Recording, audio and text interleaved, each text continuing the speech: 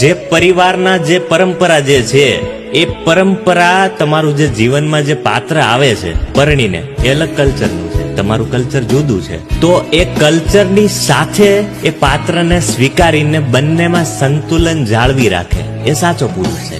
પુરુષની આમ હું વર્ણવા જાઉં, કોઈ વ્યાખ્યાયિત કરી શકે એવા મારી પાસે શબ્દો નથી. એટલે અત્યારે એવું બની રહ્યું છે કે જીવન સાથી એટલું બધું ગમી ગયું હોય ને એટલે ઘરેથી ભાગી જાય, પ્રેમ વિવાહ કરે, જુદા રહે, અલગ રહે અને એના મા બાપને ધિક્કારી નાખે.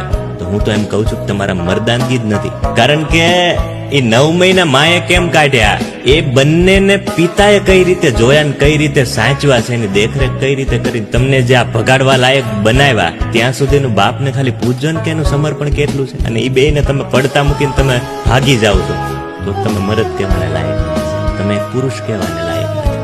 અને સૃષ્ટિ તમને એ જ આપશે જે તમને નહીં ચાલે.